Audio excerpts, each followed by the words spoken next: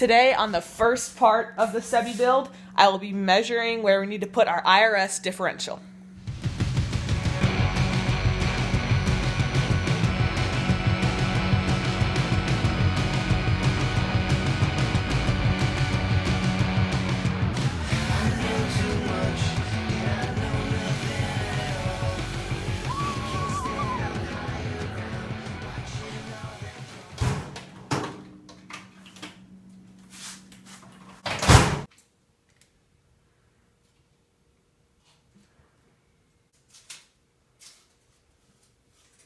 Okay, so right now I'm measuring how much compression these axles have. Now the reason I got such big ones, these are actually from a Mazda Miata.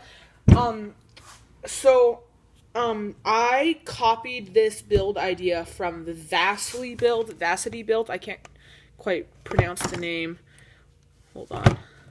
I give total credit to him. I just completely copied him.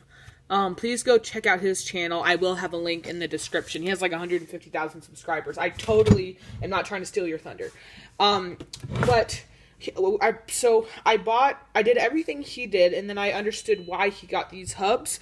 Because look, they bolt directly on to this, and the bolt pattern is the exact same. So that's why I got these big ones. Now, we are going to have to cut them. It's most likely going to have an XS 650. No, well, probably XS 650 or an XS 400. Just because you can find parts for them, and it seems like the best engine option at the moment. So, I need to measure how much these flex, and then we can determine how much we need to cut them, where we need to cut them, etc.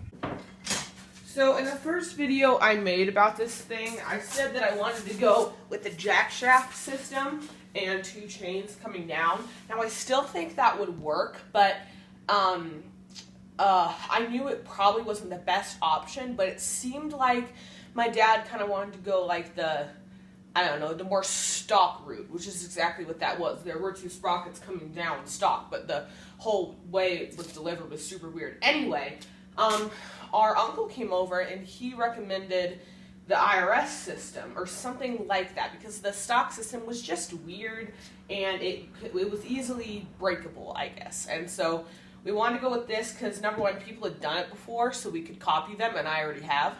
And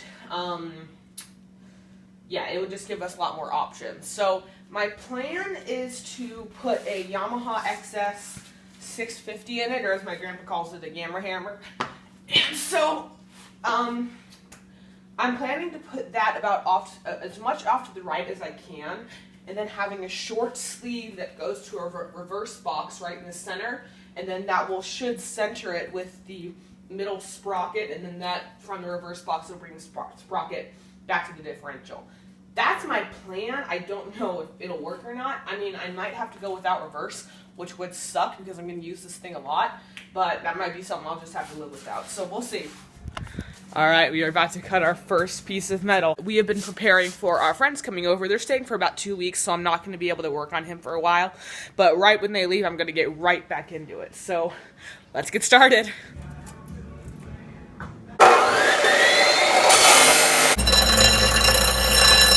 All right, we are back working on sebbie. It's been about a week and a half since I worked on them because we had a few friends over. They were all staying in the yard, so I didn't really have any time to work on them. Anyway, okay, so our next step is to notch out the metal tubing, this metal tubing. And, I mean, most people would get the notcher tool. I don't really know what it's called.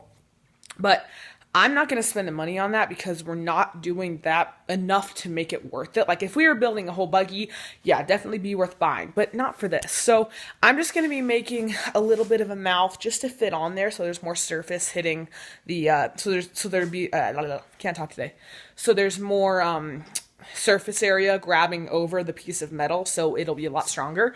And I don't really need it to be perfect in any way. It just needs to go over a little bit. So I put the grinder into the vise. After that, we're going to be making the support arms that are coming down to meet these and to support the whole differential system.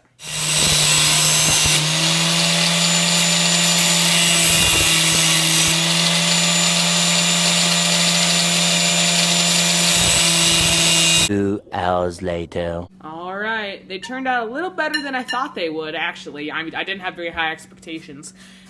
They will work. I am going to have to do a few adjustments, but that's going to be it for this video. This was part 1 of the sebbie build. I can't wait to film more videos, and we're going to be doing the welding in the next video. I want to get this video out to you guys, so I'll see you next time on part 2 of the sebbie build.